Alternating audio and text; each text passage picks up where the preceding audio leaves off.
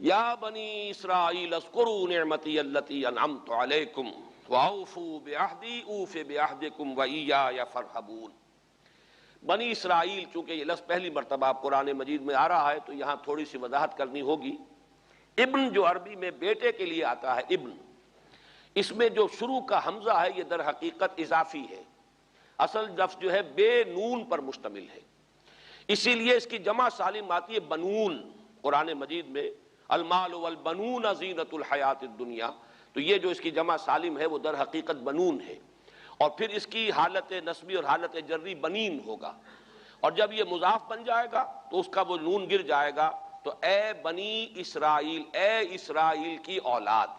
لفظی ترجمہ ہوگا اے اسرائیل کے بیٹوں، لیکن یہ کہ مراد اولاد ہے، اس میں برسبیل تغلیب اگرچہ خطاب مردوں سے ہو رہا ہے جیسے کہ قرآن مجید میں اکثر و بیشتر ہے، لیکن یہ کہ اس میں خواتین بھی شامل ہیں۔ تو یا بنی اسرائیل، اے اسرائیل کے بیٹوں۔ اسرائیل سے مراد کیا ہے؟ اس پر اتفاق ہے، اجماع ہے، حضرت یعقوب کا یہ لقب ہے۔ البتہ یہ لفظ بنا ہے اسر اور ایل دو سے مل کر۔ ایل کا لفظ جو ہے وہ عبرانی زبان میں الہ کے لیے ہے، الہ اور ایل ویسے بھی قریب قریب ہیں، اسی لیے تمام فرشتوں کے نام جبرائیل، میکائیل، اسرائیل، یہ تمام الفاظ کے ساتھ جو ایل آتا ہے یہ در حق اسماعیل، اسماعیل بھی، سما اور ایل، چونکہ حضرت ابراہیم علیہ السلام نے دعا کی تھی پروردگار بیٹا عطا فرما، اس اعتبار سے جب اللہ تعالیٰ نے بیٹا عطا فرمایا تو اسماعیل نام رکھا، یعنی اللہ نے سن لیا۔ جیسے ہمارے ہاں دیہات میں یہ خاص طور پر جانگلی علاقہ جو کہلاتا ہے، اللہ ڈوایا، اللہ سنیا، یعنی یہ اللہ نے جس کے بارے میں ہماری دعا سنی اور ہماری استدعا کو قبول فرمایا، تو یہ گویا کہ اسماعیل کے معنی یہ ہے۔ تو اسرائیل جو ہے اسر اور ایل سے مل کر بنا ہے۔ عبرانی اور عربی زبان کے بارے میں یہ اختلاف ہے، ایک رائے تو یہ ہے کہ ماں بیٹی کا رشتہ ہے، عربی زبان عبرانی سے نکلی ہوئی ہے، لیکن زیادہ اکثر محققین کی رائے یہ ہے کہ یہ دونوں بہنیں ہیں، کوئی اور کامن زبان تھی سیمیٹک لینگویج ابتدائی جس سے کہ یہ دونوں زبانیں پھر وجود میں آئی ہیں، گویا کہ ان کے درمیان رشتہ جو ہے وہ بہنیں ہونے کا ہے، ماں اور بیٹی کا نہیں ہے، لیکن ظاہر بات ہے کہ مشابہت اور ان کے اندر جو ہے قرب جو ہے اور مناسبت وہ بہت نمایاں ہے۔ اسر کے دو ترجمے کیے ہیں، یہودی علماء تو اس پر بہت زیادہ جزم کے ساتھ قائم ہے کہ اسر سے مراد ہے بطل، یعنی رجل عظیم، جواں مرد، بہت باہمت انسان، اس لیے کہ ان کے ہاں یہ عقیدہ ہے اور بڑی تحریف جو ہوئی ہے تورات میں، اس میں ایسی ایسی باتیں بھی ہیں۔ حضرت یعقوب کی جو مدح کی گئی ہے اس میں اس حد تک مبالغہ ہے کہ حضرت یعقوب کی اللہ تعالیٰ کے ساتھ کشتی ہوئی اور اللہ کو پچھاڑ لیا حضرت یعقوب نے، تو معلوم یہ ہوا کہ یہ تو بڑے بہادر اور بہت جری انسان، اس اعتبار سے وہ بطل اور رجل کا ترجمہ کرتے ہیں اسر کا، لیکن یہ کہ صحیح ترجمہ جو ہے وہ اسر کا ہے بندہ، عبد، اس لیے کہ عربی کا لفظ جو بنا ہے اسیر، اسیری، کوئی کسی کا غلام ہے، اسیر، اسی سے لفظ اسرہ بنا ہے، اسرہ ہے کنبہ، کنبہ بھی آپس میں جڑا ہوا ہوتا ہے، ان کے بندھن ہوتے ہیں دوستی کے، محبت کے، اخوت کے، تو اسی طریقے سے یہ اسر کا لفظ آتا ہے کسی بندھن کے لیے۔ اسیر جو ہے پچھلے زمانے میں جبکہ جیلوں کا رواج نہیں تھا تو اگر کسی شخص کے ذمے کسی کی کوئی رقم ہوتی تھی دینی تو اس شخص کو اس کے حوالے کر دیتے تھے، وہ اس کا ذاتی قیدی ہوتا تھا، ذاتی اسیر، اس کی تحویل میں رہتا تھا، جب تک کہ اس کے اعزاء اقارب آ کر وہ رقم ادا نہ کر دیں وہ شخص اس کی تحویل میں رہتا تھا، وہ اس کا اسیر ہوتا تھا۔ اس اعتبار سے غلام کے معنی میں یہ لفظ جو ہے مستعمل ہے، تو اسرائیل کا ترجمہ ہوگا عبداللہ۔ اذان تو میں عرض کر رہا تھا کہ اسرائیل کا ترجمہ ہوا عبداللہ، گویا کہ اب تک ہم نے یا بنی اسرائیل کا ترجمہ کیا اے اللہ کے بندے کی اولاد، مراد ہے حضرت یعقوب علیہ السلام۔ حضرت یعقوب حضرت اسحاق کے بیٹے ہیں، حضرت اسحاق حضرت ابراہیم علیہ السلام کے دوسرے بیٹے ہیں۔ حضرت ابراہیم کو پہلا بیٹا اللہ نے عطا فرمایا اسماعیل، اسی لیے میں عرض کر چکا ہوں سما اور ایل سے مل کر بنا ہے۔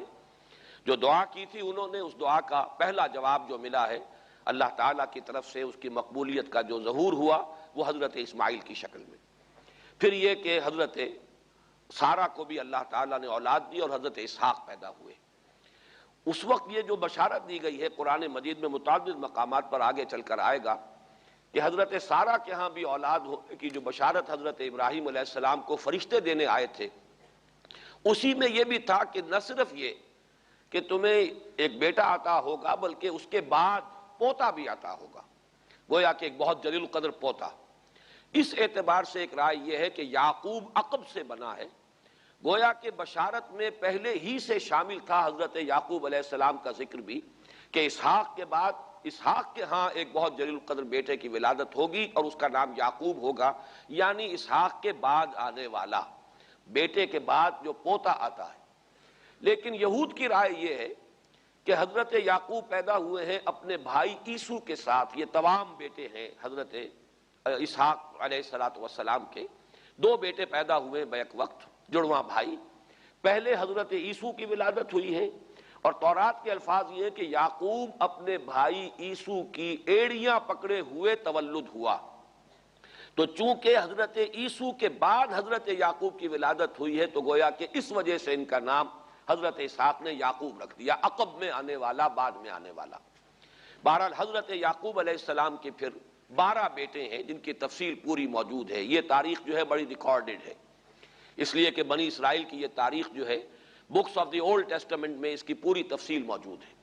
4 بیویاں تھی حضرت یعقوب علیہ السلام کی، جن سے 12 بیٹے ہوئے، 3 بیویوں سے 10 بیٹے تھے، اور سب سے چھوٹی بیوی سے 2 بیٹے تھے، حضرت یوسف اور بنیامین، اور ان دونوں سے حضرت یعقوب علیہ السلام کو بڑی محبت تھی۔ حضرت یوسف سے چونکہ یہ تاریخ شروع ہوتی ہے اس اعتبار سے کہ انہیں ان کے بھائیوں نے کنویں میں ڈالا، پھر اللہ تعالیٰ نے وہاں سے ان کے نکلنے کا سامان کیا، پھر مصر پہنچایا، پھر مختلف مراحل سے گزار کر انہیں وہاں ایک بہت اونچی پوزیشن تک پہنچایا۔ تو حضرت یوسف علیہ السلام سے اس اعتبار سے ان کی تاریخ شروع ہوتی ہے۔ 1906 قبل مسیح میں حضرت یوسف علیہ السلام کی پیدائش ہے، جہاں تک صحیح اندازہ کیا جا سکا ہے۔ یوں سمجھئے کہ آج سے تقریباً 4000 سال قبل یہ حضرت یوسف کی پیدائش ہے، اور حضرت یوسف پڑ پوتے ہیں حضرت ابراہیم کے۔ ان میں اگر آپ 200-250 سال کا اور اضافہ کریں تو آج سے کوئی 4,2500 سال قبل کی شخصیت بنتے ہیں حضرت ابراہیم علیہ السلام۔ حضرت یوسف کے زمانے میں پھر جیسے کہ وہ تفصیل سورہ یوسف میں آئے گی، یہ پورا خاندان آ کر کنعان میں تھے، لیکن وہاں سے آ کر مصر میں آباد ہو گئے۔ مصر میں ان کا بڑا اعزاز ہوا، اکرام ہوا۔ اس کے خاص حالات تھے کہ مصر میں اس وقت جو بادشاہت تھی وہ اصل مصر کے لوگوں کی نہیں تھی، بلکہ یہ بھی سیمیٹک لوگ تھے جو جا کر جنہوں نے عراق وغیرہ کے علاقے سے ہی جا کر انہوں نے فتح کیا تھا مصر کو، لہٰذا انہیں فرعون نہیں کہا گیا قرآن مجید میں، وہ فرائنہ کا خاندان نہیں ہے، بلکہ وہ تاریخ میں ہکسوس کنگز کہلاتے ہیں۔ تاریخ مصر میں وہ 15واں خاندان کہلاتا ہے وہاں کے بادشاہوں کا، 15th ڈائنیسٹی، اور یہ چونکہ لوکل نہیں تھا اس لیے ان کو فرعون نہیں کہا جائے گا، بلکہ یہ ہکسوس کنگز چرواہے بادشاہ تھے کہ جو عرب کے ان علاقوں سے آئے تھے جزیرہ نما سے، اور وہاں سے وہ چرواہے تھے۔ ان کا تو پیشہ ظاہر بات ہے صحرا میں کیا ہوتا ہے، بھیڑیں بکریاں پالنا، لیکن انہوں نے آ کر مصر کو فتح کیا، وہاں ان کی بادشاہت ہو گئی۔ محسوس ایسا ہوتا ہے کہ ایک سیاسی پہلو موجود تھا۔ وہ جو بادشاہ مصر نے جس طریقے سے اعزاز کیا ہے حضرت یوسف علیہ السلام کا، پھر جو اختیار دیا، جو اقتدار دیا، جو ان کو حیثیت دی، پھر انہیں اجازت دی کہ اپنے پورے خاندان کو بلا لیں، اور پھر مصر کا بہترین جو زرخیز ترین علاقہ تھا وہ انہیں عطا کر دیا کہ یہاں آباد ہو جاؤ۔ جوشن کا علاقہ، یا گوشن بھی کہتے ہیں، جشن بھی کہتے ہیں، یہ جو نائل کا ڈیلٹا ہے کہ جو جا کر آپ کو معلوم ہے کہ دریا جو ہیں جب بہت سی شاخوں میں تقسیم ہو جاتے ہیں سمندر میں گرنے سے قبل، تو وہ ڈیلٹا جو ہے زرخیز ترین علاقہ ہوتا ہے۔ آرٹیفیشل اریگیشن کے اور نظام تو تھے نہیں، جہاں دریا ہی چھوٹی چھوٹی نہروں کی شکل اختیار کر لے وہاں گویا کہ وہ فطری طور پر جو ہے بڑے وسیع رقبے کے اندر اریگیشن ہو سکتی ہے۔ تو اس ڈیلٹا کے علاقے میں بہترین علاقہ ان کو دیا گیا، وہاں آباد ہو جاؤ۔ وہاں یہ رہے ہیں گویا کہ پیرزادوں کی حیثیت سے۔ ابھی ان کے پاس کوئی شریعت نہیں، ابھی کوئی کتاب نہیں ملی، ابھی صرف یہ ایک خاندان ہے، حضرت ابراہیم کی نسل کا ایک خاندان، اس لیے کہ حضرت ابراہیم کی نسل میں حضرت اسماعیل کی نسل ہے کہ جو عرب میں آباد ہو چکی ہے، ان کی نسل میں پھر حضرت اسحاق کے بیٹوں میں سے بھی عیسو کی نسل وہ اور جگہ پر آباد ہو چکی ہے۔ اس اعتبار سے یوں نہ سمجھیے کہ نسل ابراہیم صرف ان پر مشتمل ہے۔ اسی طرح بنی قطورہ تیسری جو آپ کی اہلیہ تھی، ان کی اولاد بھی، تو گویا کہ یہ بہت وسیع حلقہ ہے جو اولاد ابراہیم کا ہے۔ تو اولاد ابراہیم میں سے ایک شاخ ہے جو آ کر، یعنی حضرت یعقوب کے 12 بیٹے اور حضرت یعقوب بھی آ کر یہاں آباد ہو گئے، اور یہاں پھر یہ کچھ عرصے تک تقریباً 100-150 برس تک تو بڑے عیش میں رہے۔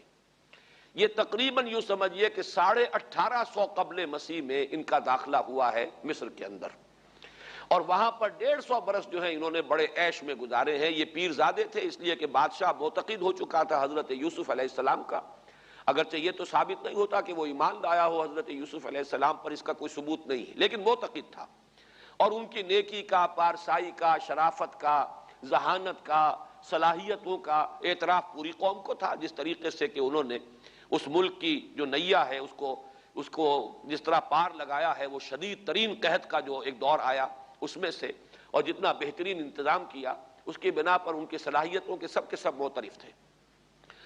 تو وہ 130 برس کی عمر میں غالباً ان کا انتقال ہوا ہے، اور 80 برس تک انہوں نے مصر پر گویا کہ جو سب سے زیادہ با اختیار شخص وہاں تھا بادشاہ کے بعد، بادشاہ اپنی جگہ پر تھا، لیکن یہ کہ جو بادشاہ کے بعد سب سے زیادہ با اختیار شخصیت تھی وہ حضرت یوسف کی تھی 80 برس تک۔ اور اس عرصے میں، اور پھر یہ 150 برس جو میں نے عرض کیا ہے کہ اس میں یہ خوب پھلے پھولے، ان کی اولاد جو ہے وہ کثرت کے ساتھ پھیلی، لیکن اس کے بعد وہاں پھر ایک انقلاب آیا۔ اس انقلاب کو آپ کہیں گے جیسے کہ مختلف ممالک میں آتا ہے، اب سنز آف دی سوائل جو اس ملک کے رہنے والے تھے، اصل آبادی قبطیوں کی، انہوں نے بغاوت کی اور ہکسوس کنگز کو نکال دیا، وہ خاندان ختم ہو گیا۔ جب وہ چلے گئے تو جو ہکسوس کنگز کے یہ گویا کہ بہت ہی منظور نظر تھے اور یہ مراعات یافتہ طبقہ تھا بنی اسرائیل کا، حضرت یعقوب کی اولاد کا، اب ان پر عتاب شروع ہوا، اب ان کا زوال آیا۔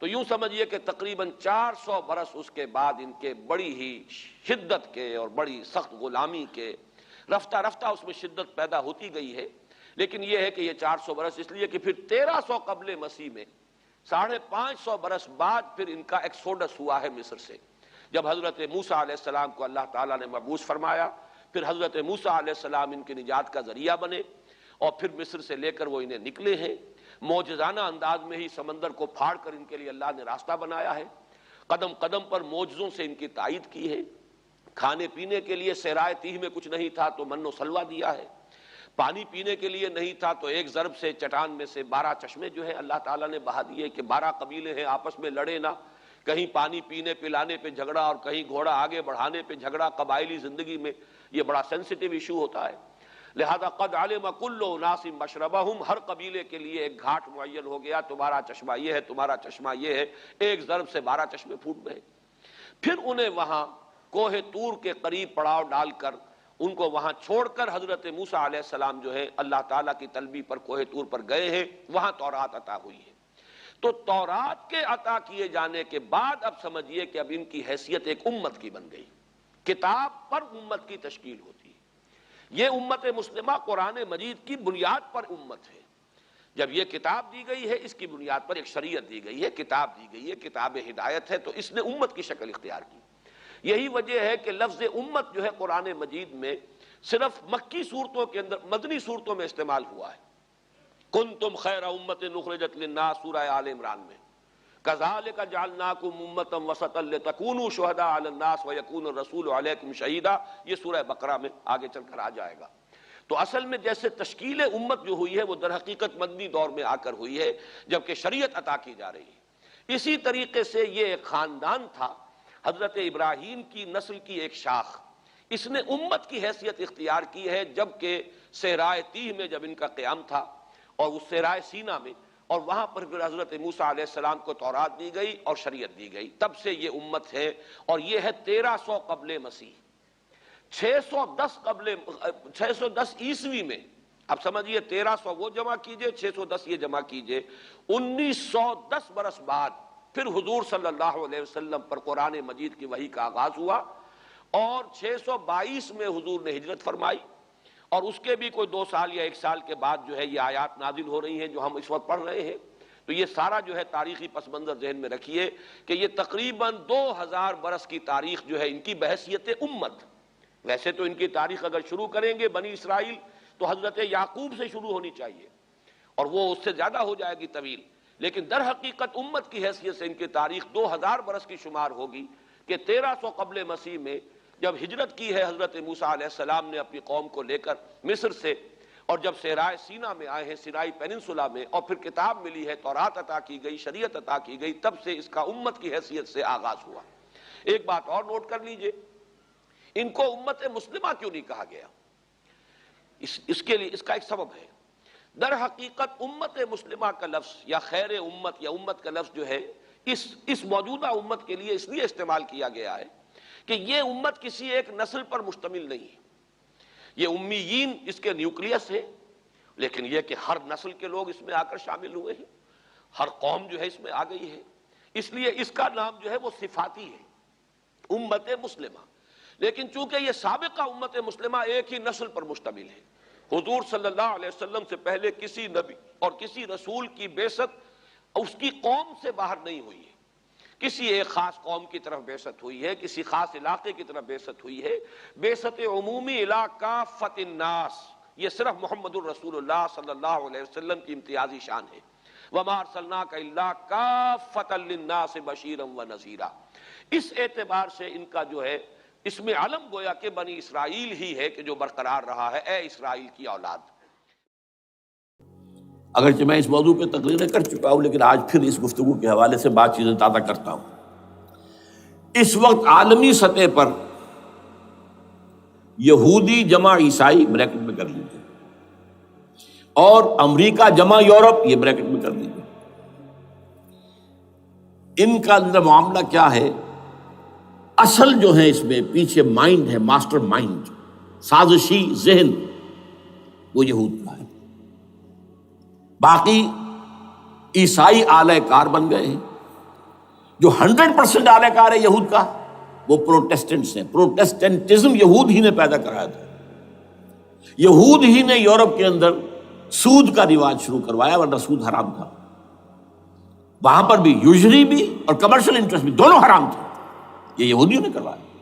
اور پھر پہلا بینک بنوایا ہے انگلستان کے اندر، بینک آف انگلینڈ، اور جو پوپ کے خلاف بغاوت کرائی تو پہلی بغاوت ہوئی انگلستان کے اندر، جو چرچ آف انگلینڈ علیحدہ ہو گیا پوپ سے، اور اسی کو یہودیوں نے قرار دیا یہ ہمارا ماڈرن اسرائیل ہے، یہ اسرائیل ہمیں دیا ہے گاڈ نے، یہ جو ہے برطانیہ۔ اس کے کچھ عرصے کے بعد یہی جو ہے ایکسوڈس ہوا ہے، اور وہ امریکہ میں جا کے آباد ہوئے۔ لہذا امریکہ کو بھی جیوز نے کہا ہے دس از اندر اسرائیل، یہ ہے ہمارے اصل اسرائیل، ماڈرن اسرائیل یہ ہے۔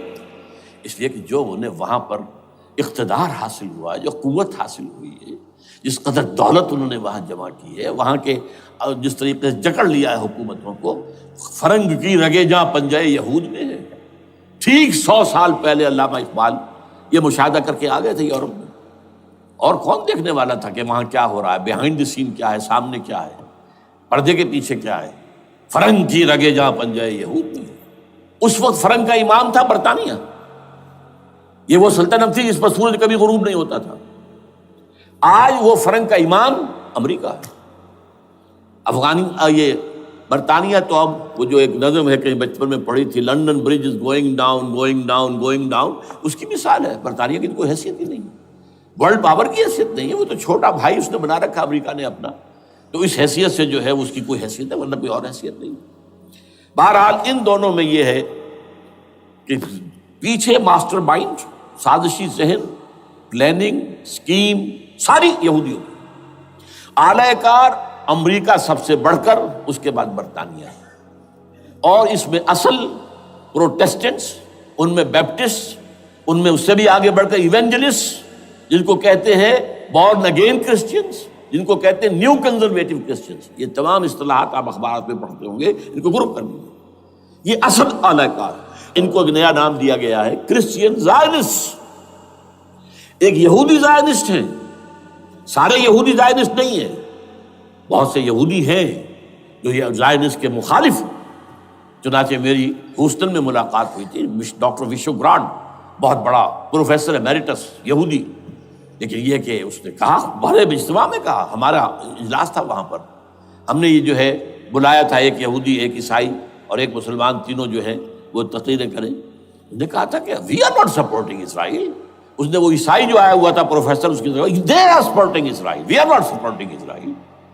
اسی طرح میری جو ہوئی تھی round table conference, round table, اس میں ایک یہودی پروفیسر تھے، وہ ہسٹری کے پروفیسر، میں نام بھول رہا ہوں ان کا، انہوں نے کہا آئی ایم اینٹی زائنزم، میں زائنزم کے خلاف ہوں۔ تو زائنسٹ جو ہے اصل میں ایک سیکولر یہودیوں کی تحریک ہے، اور اس کے سب سے بڑے سپورٹرز کرسچن زائنسٹ وہ امریکہ میں بیٹھے ہوئے۔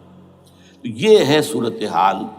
یہ جان لیجئے کیتھولکس جو ہیں یہ اتنے پرو یہودی نہیں ہیں، اب رفتہ رفتہ وہ بھی اس کے اندر آ کر شامل ہو گئے۔ یورپ جو ہے زیادہ Catholics, Roman Catholics, Roman Catholics کا یہ بھی آپ نے جملہ پڑھ سنا ہوگا کہ یہ جو ترکی جو ہے ہمارا ملک، یہ جو کوشش کرتا رہتا ہے گھسنے کی یورپین یونین کے اندر، تو ایک دفعہ جان شراق نے کہا تھا، بڑا پیارا جملہ تھا، Why doesn't Turkey understand that we are a Christian club؟ یہ ہماری جو یونین ہے یورپین، یہ تو کرسچین کلب ہے، وہ مسلمان ہے، وہ کس وجہ سے آنا چاہتا ہے اندر؟ کیوں تو خود داخل ہونا چاہتا ہے؟ Why doesn't Turkey understand that we are a Christian club؟ لیکن یہ ہے رومن کیتھولکس، اور ان کا میں بعد میں آپ کو بتاؤں گا۔ یہی آپ کو معلوم ہے کہ یورپ نے عام طور پر اسرائیل کا اتنا ساتھ نہیں دیا جتنا جو امریکہ دیتا رہا ہے، اور کسی درجے میں ان کے دلوں میں سافٹ کارنر جو ہے عرب فلسطینیوں کے لیے بھی رہا ہے۔ یہ معاملہ ایران کے بارے میں بھی رہا ہے، جس قدر سٹرانگ ایکشن امریکہ لینا چاہتا ہے، یہ جو ہے اس کے ساتھ نہیں ہے۔ یہ تھوڑا سا فرق ہے، وہ میں اس کا ایک بنیاد بعد میں بتا دوں گا آپ کو۔ بہرحال ان کا ایک جو ایجنڈا ہے وہ دو، سمجھیے کہ دو اس کے نکات ہیں، دو رسیوں کے مانند یہ آپس میں بٹا ہوا ہے۔ پہلا، عالم اسلام کے مادی اور مالیاتی وسائل، خصوصاً تیل پر قبضہ، یہ ان کا دنیاوی اعتبار سے، دولت کے اعتبار سے، وسائل کے اعتبار سے اس وقت کا ایجنڈا ہے۔ ویسے تو اس سے اوپر وہ چاہتے ہیں پوری دنیا پر، وہ تو بات کی بات ہے، لیکن ابھی نہ وہ روس کو چھیڑ رہے ہیں نہ چین کو چھیڑ رہے ہیں۔ چین تو ان کا سب سے بڑا جو ہے بزنس پارٹنر ہے، سب سے بڑا، اور چین کو رفتہ رفتہ وہ اپنی لائن پر لا رہے ہیں۔ اب تو صرف یہ کہ وہ ایک پارٹی گورنمنٹ وہاں رہ گئی ہے جو کہ کمیونزم کے دور کی یادگار ہے، باقی ان کی جو اکانومی ہے وہ تو آ چکی ہے اسی رخ کے اوپر جو یورپ کی ہے، مغرب کی ہے۔ نمبر دو ایجنڈا کیا ہے؟ دنیا میں کہیں بھی اسلام کے بحیثیت ایک نظام زندگی ظاہر ہونے کا کوئی موقع نہیں دینا۔ We have to nip the evil in the bud at any cost۔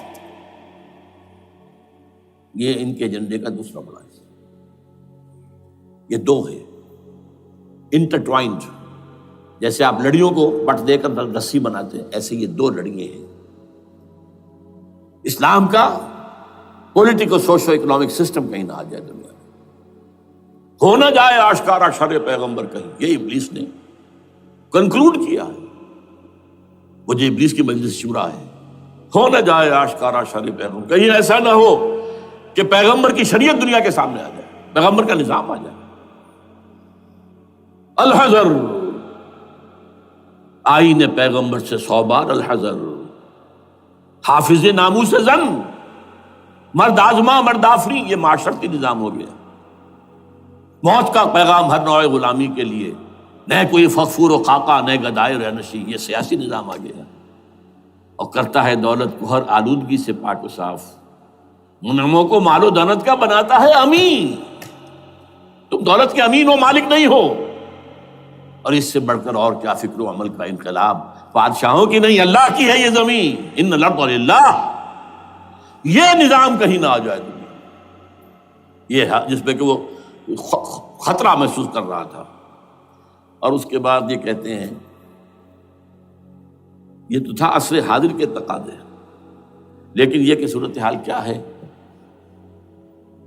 ہو نہ جائے آشکارا شر پیغمبر کہیں، ہے یہی، یہ معاملہ اس طرح رکھو کہ خود مومن ہے محروم یقین، یہ غنیمت ہے کہ خود مومن ہے محروم یقین۔ ہمیں اگر کوئی سہارا ملتا ہے تو اس سے کہ مومنوں کو بھی، نام نہاد مسلمانوں کو بھی اپنے اس نظام پر یقین نہیں، وہ نماز پر یقین رکھتے ہیں، روزے پر رکھتے ہیں، زکوٰۃ کو بھی دو اللہ تعالیٰ جس کو توفیق دیتا ہے، حج کرتے ہیں، عمرے کرتے ہیں، یہ ہے سب، لیکن یہ کہ یہ غنیمت ہے، چشم عالم سے رہے یہ پوشیدہ یہ آئین تو خوب۔ وہ ابلیس کہتا ہے کہ یہ آئین چشم عالم سے پوشیدہ رہنا چاہیے، یہ غنیمت ہے کہ خود مومن ہے محروم یقین۔ ہمارے لیے جو ہے اگر کوئی سانس لینے کی جگہ ہے وہ یہ ہے حوصلہ افزائی اگر ہے تو اس میں ہے کہ خود مومن محروم یقین ہے، اس کے سامنے وہ راستہ ہے ہی نہیں۔ اب لیجئے یہودیوں کے ایجنڈے کو میں تجزیہ کر رہا ہوں۔ سب سے پہلے World Bank, I M F, globalization, TRIPS, ان تمام ہتھ کنڈوں کے ذریعے عالمی مالیاتی استعمار جو بظاہر امریکہ کا ہوگا حقیقتاً یہود کا ہوگا۔ یہودیوں کے نزدیک پوری نوع انسانی حیوانوں کے مانند ہے۔ They are not human beings. They are goyams. They are Gentiles. یہ انسانی شکل میں حیوان ہیں، اور جیسے حیوانوں کو ایکسپلائٹ کرنا، استعمال کرنا انسانوں کا حق ہے، گھوڑے کو آپ باندھتے رہے ہیں نا ٹانگے کے آگے، اور بیلوں سے آپ ہل جتواتے رہے ہیں، تو جیسے یہ حق ہے ایسے ہمارا حق ہے پوری دنیا کے جو ہے وسائل ان کو کھینچے۔ ہاں جیسے گھوڑے اور بیل کو بھی کچھ نہ کچھ دانہ تو ڈالنا پڑتا ہے، چارہ تو دینا پڑتا ہے، تو ان کو بھی کچھ دو۔ یہ پوری نوع انسانی ورکرز بن کر رہ جائے، حیوان بن جائیں، بالکل شہوت کے غلام بنا دو انہیں، اخلاقی اقدار کا بیڑا غرق کر دو، خاندانی نظام کو تہوبالا کر دو۔ یہ باقاعدہ جو protocols of the elders of the Zion تھے ان سب میں موجود ہے، لکھا ہوا، جو 1897 میں انہوں نے پاس کیا اپنا پروگرام بیسل میں، سوئٹزرلینڈ کا ایک شہر ہے۔ Protocols of the elders of the Zion, ان کو حیوان بنا دو، بس حیوانوں سے کام لیتے رہو۔ ہاں ان کی کمائی کا کچھ حصہ ان کے لیے چھوڑ دو، وہ بھی زندہ رہیں، وہ بھی آخر کام کیسے کریں گے، اور اصل جو ہے ملائی کھینچ دو اپنے اس نظام کے ذریعے سے۔ World Bank, I M F, stock exchange, TRIPS, globalization, اس کے ذریعے سے عالمی مالیاتی استعمار۔ نمبر 2، ایک ہے ان کا ایجنڈا، یہ تو عالمی ہے، دوسرا ایجنڈا کیا ہے؟ وہ لوکل ہے۔ وہ کیا ہے؟ گریٹر اسرائیل کا قیام، جس میں مصر کا سارا زرخیز علاقہ شامل ہوگا، جو ڈیلٹا کا علاقہ کہلاتا ہے اس کا، جہاں کے اس وقت کے بادشاہ نے، حضرت یوسف علیہ السلام کے زمانے کے بادشاہ نے، وہ فرعونہ کے خاندان میں سے نہیں تھا، وہ عرب تھا، عربوں ہی سے کسی وقت کوئی قوم آئی تھی جو کہ مصر پر قابض ہو گئی تھی، اس نے حضرت یوسف کے خاندان کو لا کے وہاں آباد کیا، بہترین جشن کا علاقہ کہلاتا ہے، بہترین۔ وہ کہتے ہیں ہمارا ہے، ہم رہے وہاں پر کئی 100 برس تک رہے، عراق ہمارا ہے، وہاں ہمیں قید میں رکھا گیا، نبوکدنضر دے گیا تھا۔ عرب کا شمالی حصہ جو ہمارا ہے، وہاں خیبر میں یہودی قلعے تھے، اور وہاں مدینے کے اندر جو ہے 3 قبیلے یہودی تھے جنہیں محمد نے صلی اللہ علیہ وسلم نے وہاں سے نکال باہر کیا تھا۔ یہ جارڈن یہ ترکی کا بھی کچھ حصہ ہمارا ہے، باقی پورا لبنان اور پورا فلسطین، یہ سب اس کے اوپر بنے گا ایک greater Israel. This is there local agenda, اور اس کے لیے ضروری ہے ایک بہت بڑی جنگ، ایسے آسانی سے نہیں ہو جائے گا۔ آرمگیڈون، جس کو حضور نے فرمایا الملحمۃ العظمیٰ، الملحمۃ الکبریٰ، بہت بڑی جنگ، جس کی خوفناکی اور تباہ ناکی کا اندازہ اس سے کیجئے، حضور فرماتے ہیں کہ اگر ایک باپ کے 100 بیٹے یا ایک دادا کے 100 پوتے ہوں گے تو ان میں سے 99 ختم ہو جائیں گے، ایک بچے گا۔ اور ایک جگہ فرماتے ہیں اتنی اموات ہوں گی، اتنی لاشیں ہوں گی کہ ایک نفاست پسند پرندہ جو ہے، جو گندگی پہ نہیں اترنا چاہتا، ایک تو ہے یہ کوے، چیلیں، گدھ، وہ تو گندگی ہی کی تلاش میں ہے مردار کھانے کے لیے، وہ تو لاشوں کو نوچ رہے ہوں گے۔ وہ پرندہ جو ہے نفاست پسند پرندہ، وہ نہیں اتر سکے گا، اڑتا اڑتا چلا جائے گا، لیکن لاشوں کا سلسلہ ختم نہیں ہوگا، یہاں تک کہ تھک ہار کر لاشوں پر گر جائے گا۔ یہ دور نہیں ہے، اس لیے کہ اس پر متفق ہیں یہودی بھی اور عیسائی، پروٹسٹنٹس، عیسائی اس کے اوپر پوری طرح متفق ہیں۔ آرمگیڈون، جسے آپ 3rd ورلڈ وار کہہ لیں، الملحمۃ العظمیٰ کہہ لیں، الملحمۃ الکبریٰ کہہ لیں حضور کے الفاظ میں، یہ آئے گی۔ اس کے نتیجے میں گریٹر اسرائیل بنے گا۔ نمبر 3، پھر بنے گا 3rd ٹیمپل، جو ٹائٹس نے گرا دیا تھا 70 میں، سن 70 عیسوی، جسے گرے ہوئے کتنا عرصہ ہو گیا؟ 2008، اندازہ کر لیجئے 1800 کتنے برس ہو چکے۔ وہ دوبارہ بنائیں گے 3rd ٹیمپل، اور اس کے لیے مسجد اقصیٰ کو گرائیں گے اور ڈوم آف دی راک، قبۃ الصخرہ، وہاں لا کر پھر اس میں کنگ ڈیونز تھرون لا کے رکھا جائے گا۔ یہ بھی میرے علم میں پہلی مرتبہ اسی ٹرمپٹ رسالے سے آیا۔ وہ کیا ہے؟ حضرت داؤد کا، آج سے کتنے ہزار سال پہلے کی بات ہے، اندازہ کیجیے، 1000 قبل مسیح، اور یہ اب 2000 ہو گیا عیسوی، 3000 برس تو ہو گئے۔ وہ کیا تھا؟ ایک پتھر تھا جس پر بٹھا کر حضرت داؤد کی تاج پوشی کی گئی تھی، پھر اسی پر حضرت سلیمان کی تاج پوشی ہوئی، پھر اسی پر ان کے بادشاہ آتے رہے، تاج پوشی ہوتی گئی۔ ٹائٹس نے جب گرایا ہے سن 70 عیسوی میں، یروشلم کو برباد کیا، 1,33,000 یہودی ایک دن میں قتل کیے، ایک دن میں، باقی نکال دیا، بھاگ جاؤ یہاں سے۔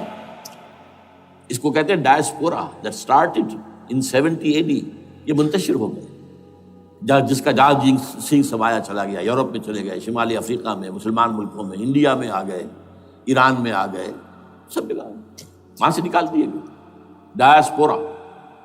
بہرحال وہاں سے وہ ٹائٹس وہ پتھر لے گیا، وہ روم میں لے گیا، روم سے کسی طرح وہ آئرلینڈ پہنچ گیا۔ آئرلینڈ پیور کیتھولک ملک ہے، آپ کو معلوم ہوگا، اور وہاں پر پروٹیسٹنٹس کی اور کیتھولکس کی جنگیں ہوتی رہتی ہیں۔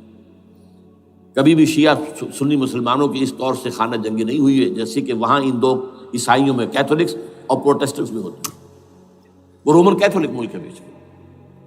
وہاں سے وہ انگلینڈ میں آیا، انگلینڈ میں جب آ گیا، بلکہ وہاں سے اسکاٹ لینڈ سے انگلینڈ میں پھر اس کو ایک کرسی کے اندر اس کی سیٹ کی حیثیت سے بنا کر ایک تھرون کی شکل دے دی گئی، اور وہ جو ویسٹ منسٹر ایبے ہے، برطانیہ کے پارلیمنٹ کے ساتھ جو چرچ ہے، ویسٹ منسٹر ایبے، وہاں اس کو لا کے رکھ دیا گیا۔ اس وقت سے برطانیہ کے بادشاہوں اور ملکاؤں کی تاج پوشی وہاں ہوتی ہے۔ تو ایک یہ ہے کہ پھر اس کو لا کر وہاں رکھیں گے۔ اب یہاں سے اختلاف ہے، یہ نوٹ کر لیجیے، یہاں تک عیسائیوں کا، یہودیوں کا ایجنڈا ایک،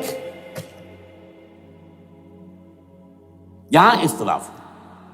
یہودیوں کے نزدیک ان کا مسیح آئے گا اور وہ وہاں بیٹھ کر پوری دنیا پر راج کرے گا۔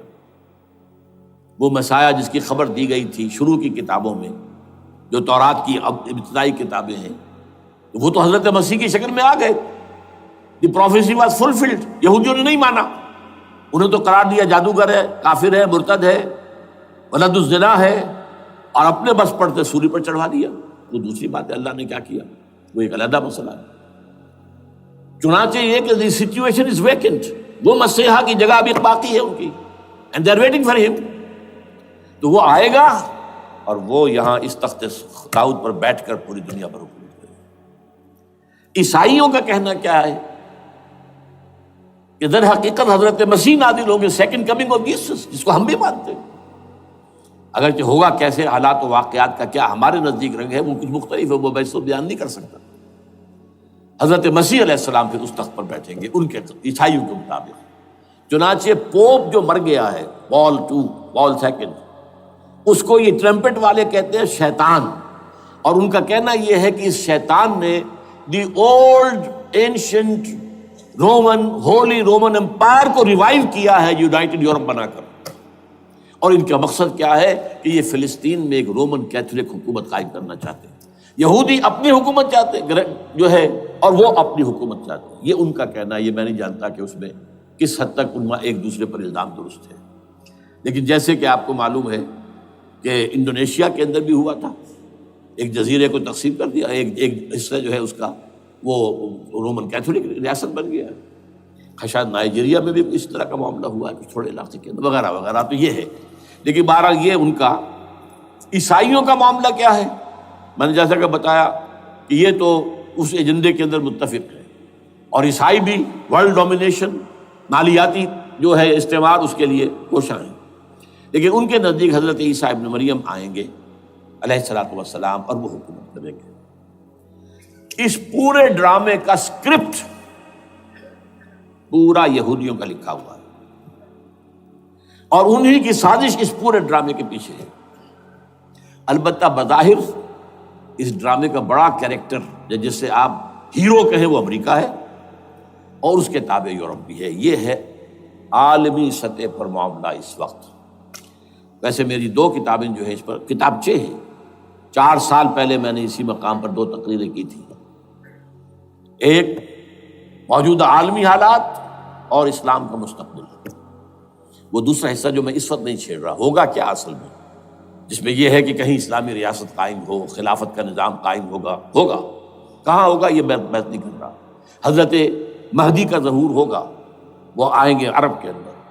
پھر یہ ہے کہ وہ جو گریٹر اسرائیل کے خلاف جہاد ہوگا، اور اللہ کرے گا کہ رفتہ رفتہ یہ ممالک جو ان سے لے لیے جائیں گے، یہاں تک کہ بالآخر ایک یہودی اعلان کر دے گا میں ہوں مسیح، جس کو کہ عیسائی بھی کہتے ہیں اینٹی کرائسٹ، اور یہ کہتے ہیں یہ بیپٹسٹ بھی کہ اینٹی کرائسٹ جو ہے وہ یہودی ہوگا. جبکہ کچھ عرصے پہلے بہت بڑا پروپیگنڈا ہوا تھا کہ اینٹی کرائسٹ جو ہے، دجال جو ہے وہ تو مسلمان ہوگا. نہیں، لیکن وہ کہتے ہیں کہ ہوگا یہودی ہوگا.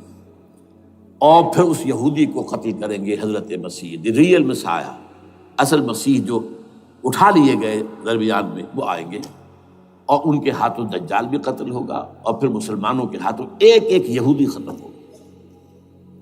پھر ایک عالمی اسلامی ریاست قائم ہوگی حضرت مسیح کے ہاتھوں، اور وہاں پر حضرت مسیح، ایک حدیث میں آتا ہے 40 برس تک پوری دنیا پر حکومت کرے گی. بہرحال یہ دوسرا پکچر ہے جو ہمارے سامنے، میں اس وقت کی تفصیل میں نہیں جا رہا. جو ان کے سامنے پکچر ہے وہ میں نے آپ کو بیان کر دیا. اب اس میں تجزیہ کیجئے افغانستان پر حملے کا اصل سبب، جو میں نے 2 بتایا نا، 2 لڑیاں ہیں ان کے ایجنڈے کی. ایک اسلام کہیں ظاہر نہ ہو جائے، اسلام کا نظام ظاہر نہ ہو جائے، اور ایک مسلمانوں کے مالیاتی، خاص طور پر تیل کے وسائل پر قبضہ. اب افغانستان میں کیا ہوا ہے، یہ سارا معاملہ تھا اسلام کا راستہ روکنے کے لیے، کہ یہاں تو اسلام ایک شکل دکھا رہا ہے اپنی، اور اگر انہیں موقع مل گیا تو یہ تو ایک ایسی ویلفیئر اسٹیٹ قائم کر دیں گے. زکوٰۃ کا نظام قائم ہو جائے گا تو اعلیٰ ترین ویلفیئر اسٹیٹ قائم ہو جائے گی. اور اگر یہاں پر جو ہے یہ ساری سزائیں نافذ ہو گئی، معاشرہ کرائم فری ہو جائے گا، لوگوں میں محبت ہوگی، مساوات ہوگی، اور یہ کہ عام لوگوں کے لیے ویلفیئر ہوگا. اور یہ سامنے نظام آ گیا تو پھر ہمارا یہ نظام کیپٹلزم یہ کہاں رہے گا؟ اس کو تو منہ چھپانے کی جگہ نہیں ملے گی. لہذا افغانستان پر حملے کا اصل موٹیو یہ ہے. البتہ یہ ساتھ ہی یہ بھی تھا کہ افغانستان کے راستے سے سینٹرل ایشین سٹیٹس جو ہیں ان سے پائپ لائنیں لا کر، اور وہ پھر کہیں گوادر کے آس پاس سمندر تک لائے جائے، تاکہ ہم وہاں کے جو ہے ڈرین کر سکیں جو تیل اور گیس کے ذخائر ہیں سینٹرل ایشین سٹیٹس کے اندر، جو مسلمان سٹیٹس ہیں. تو اس کے لیے راستہ جو ہے وہ لینا چاہتے تھے افغانستان سے. اب وہ جہاں تک افغانستان کا تعلق ہو تو ان کے قبضے میں ہے، جب چاہیں کر لیں. اب پاکستان کا معاملہ جو تھا وہ جیسا کہ میں نے کہا کہ اس کا راستہ وہ رک گیا، جبکہ انہیں واپس جانا پڑ گیا. لیکن انہوں نے افغانستان میں کوشش کی. طالبان کے زمانے میں یونیکول جو ہے ان کی سب سے بڑی جو ہے کمپنی ہے، اس نے مذاکرات کیے. وہ دیکھ کر حیران رہ گئے کہ یہ ان پڑھ، یہ ملے ملاٹے جو ہیں یہ تو بڑے ٹف بارگینر ہیں. اس طریقے سے پاؤں جما کر طالبان نے جو ان کے ساتھ مذاکرات کیے ہیں اور ان سے اپنی شرطیں پیش کی ہیں کہ وہ گھبرا کر بھاگ گئے. یہ صورتحال بھی تھی افغانستان پر قبضہ کرنے میں. لیکن یہ ہے کہ اصل کیا تھا کہ وہ اسلام کی کوئی شکل دنیا کے سامنے نہ آنے پائے، جو ان کا میجر ہے. اسی لیے پورا عالم کفر جمع ہے. امریکہ، یورپ، روس، چین، سب جمع ہے. بھارت تو ہے ہی ہے، یہ سب جمع ہے. آپ نے یاد ہو گیا جب لال مسجد کا حادثہ ہوا ہے اور ہمارا یہ بدبخت اور بدمعاش انسان، اس نے صرف خود جان بوجھ کر اسے بڑھایا، ایک پھنسی کو پھوڑا بنایا، اس میں پھر شگاف دیا اور شاباش لی ہے. امریکہ سے شاباش آ گئی، نیٹو سے شاباش آ گئی، رشیا سے شاباش آ گئی، چائنا سے شاباش آ گئی. وہ چونکہ محسوس کر رہا تھا کہ اندرون ملک تو میری اب کشتی ڈگمگا رہی ہے، ڈاواڈول ہے. I have to have more support from outside. اور for that I have to do it. کہ دیکھو میرے عین قلب میں پاکستان کے یہ پھوڑا نکل آیا تھا، یہ بنیاد پرستی کا اور یہ شدت پسندی کا اور یہ تنگ نظری کا اور یہ فلاں کا، یہ دہشت گردی کا، اور میں نے دیکھو کیسے اس میں چیرا دیا ہے، کتنے لوگوں کو ختم کر دیا ہے. اچھا اس میں یہ بھی ذہن میں رکھیے کہ افغانستان کے بارے میں یہودیوں کے علم میں ہے کہ حضور کی حدیثیں کیا ہے. حضور کی حدیث ہے یخرج من خراسان رایات سود، خراسان کے علاقے سے کالے جھنڈے لے کر فوجیں چلیں گی. لا یردھا شیء، کوئی طاقت ان کو رخ نہیں موڑ سکے گی. حتیٰ تنصب بیلیا، یہاں تک کہ وہ آ کے بیت المقدس میں جھنڈے گاڑ دیے جائیں. دے نو اٹ، یہ جان لیجیے یہ لوگ پڑھے لکھے لوگ ہیں. میں آپ کو ایک واقعہ سناتا ہوں. جب 1967 میں یہودیوں کو فتح ہوئی بہت بڑی، اور پورا یروشلم اب ان کے قبضے میں آ گیا، ایسٹ یروشلم جو کہ ابھی جارڈن کے قبضے میں تھا. تو جب موشے دایان تھا وہ کانا، وہ داخل ہوا فاتح کی حیثیت سے، تو اس کے ساتھ ایک ربائی تھا بہت بڑا، چیف ربائی یہودیوں کا بہت بڑا عالم، اور وہ رو پڑا. تھا تو فتح کا وقت، خوشی کا، رویا. So this is the beginning of the end, یہ الفاظ آئے اخبارات کے اندر. گویا کہ اب یہ آخری ڈرامہ جو ہے شروع ہو گیا ہے. وہ آخری ڈرامہ انہیں معلوم ہے ان کی تباہی پر ختم ہونا ہے. اس میں حضرت مسیح کے نزول کے بعد یہ ٹرمپٹ والا بھی لکھتا ہے کہ 80% یہودی قتل ہو جائیں گے. اور میں سمجھتا ہوں کہ 20% اگر صحیح ہے اس کی بات، تو وہ ہوں گے جو اب حضرت مسیح پر ایمان لے آئیں گے. باقی 80% اپنے اس کفر پر اڑے رہیں گے اور قتل ہوں گے. اسی طرح حضور کی ایک حدیث ہے کہ جب یہودیوں کا قتل عام ہو رہا ہوگا، اگر مسلمان قتل کریں گے، تو اگر کسی درخت کے پیچھے یہودی چھپا ہوگا تو درخت پکارے گا، اے مسلمان، ہاں عبداللہ آؤ ادھر، یہ میرے پیچھے یہودی چھپا ہوا، قتل کرو اسے. کسی پتھر کے پیچھے چھپے گا تو پتھر بولے گا، سوائے ایک درخت غرقد کے، کہ غرقد یہودیوں کا درخت ہے، وہ پناہ دے گا. اور آج اسرائیل میں سب سے بڑی پلانٹیشن غرقد کی ہے. They know it. اسی لیے افغانستان، خراسان، یہ افغانستان کا ہارٹ ہے افغانستان. اور یہ بھی جان لیجئے ہمارا جو مالاکنڈ سے اوپر کا علاقہ ہے یہ بھی خراسان کا حصہ ہے، اولڈ خراسان، جیسے گریٹر خراسان کہا جاتا ہے ہسٹری میں. ایک میں نے ایرانی سے پوچھا تھا اس کے بارے میں، تو اس نے کہا خراسان ہمارا ایک صوبہ ہے. میں نے کہا وہ تو مجھے معلوم ہے، جس کا دارالخلافہ مشہد ہے اور یہ ان کا مقدس شہر ہے، وہ تو اسے مکے کی طرح سمجھتے ہیں. بہرحال میں نے کہا میں پوچھ رہا ہوں پرانا خراسان بزرگ. تو خراسان بزرگ کا انہوں نے بتایا پورا افغانستان اس میں شامل. اور پھر یہ اسٹیٹس جو ہیں سینٹرل ایشین اسٹیٹس، اور ایران کا ایک حصہ اور پاکستان کا ایک حصہ، یہ جو مالاکنڈ کہلاتا ہے. اور یہ بڑی معنی خیز بات ہے کہ وہیں مالاکنڈ سے تحریک چلی ہے جو اصل تحریک ہے طالبان پاکستان، وہ سوات سے چلی ہے. بہرحال اس وجہ سے، اس پہلو سے یہ جو ہے افغانستان پر حملے کا سب سے بڑا سبب وہ تھا. دوسرا جو تھا وہ یہ کہ ان کو جو پائپ لائن لے کے آنی تھی اس کے لیے، لیکن وہ ظاہر بات ہے کہ اس میں جو ہے جو طالبان نے وہ ان کی چکمے میں نہیں آئے. اس پر ایک کتاب ہے کہ جو انگریزی میں ہے عابد اللہ جان کی، Afghanistan the genesis of the last crusade. Afghanistan سے آخری صلیبی جنگ کا سلسلہ شروع ہو رہا ہے. بہت جو ہے چشم کشا ہے، معلومات افزا ہے، انگریزی میں ہے. اچھا عراق میں معاملہ برعکس تھا. عراق میں تیل کا معاملہ بھی تھا تو صرف امریکہ کا تھا. جو یورپ ہے وہ زیادہ تر کیسپین کے ایریا کے تیل کی طرف نگاہیں رکھتا ہے. یہ جو ہے یہ اصل میں سارا جو ہے یہ امریکہ کا معاملہ ہے.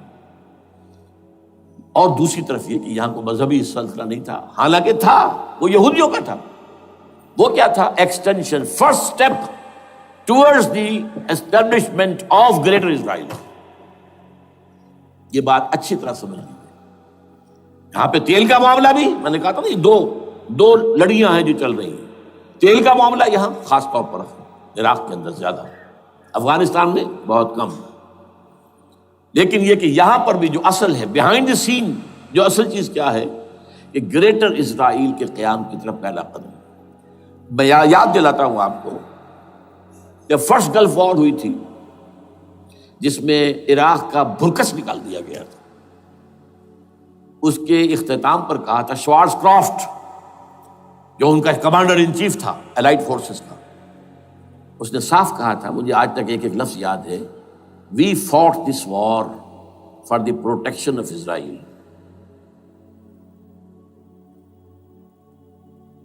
اور اب جو ابھی ہوا معاملہ، جب صدام گرا ہے، اس کا مجسمہ بھی گرا ہے، تو اس کے بعد وہ شخص، وہ بدبخت، وہ خبیث جو ابھی پڑا ہوا کومے میں،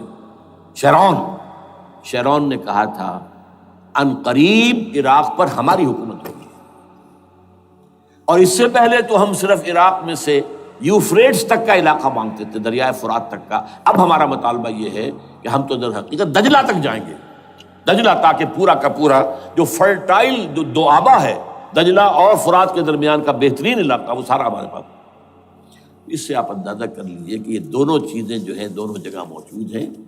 وہاں مذہبی زیادہ ہے افغانستان کا، لہذا یہاں بہت بڑی جو ہے کولیشن بن گئی۔ عراق میں تو وہ کولیشن نہیں بن سکی، یورپ بھی ساتھ نہیں آیا، یورپ بھی ساتھ نہیں آیا، امریکہ had to go it alone, اسے کرنا پڑا ہے۔ زیادہ سے زیادہ کوئی ٹوکن، آسٹریلیا کا کوئی ٹوکن معاملہ جو ہے وہ برطانیہ کا کچھ شاید ٹوکن ٹائپ جو ہے، وہی یہ کامن ویلتھ پرانی جو ہے چلی آ رہی ہے، اس میں شاید کینیڈا کا، باقی تو کوئی نہیں۔ یہ جو آل ورلڈ کولیشن بنی تھی وہ افغانستان کے خلاف کیوں ہے؟ یہاں سے اسلام کی ریسرجنس کا اندیشہ ہے۔ یخرج من خراسان رایات سود لا یردها شیء حتی تنصب بایلیا۔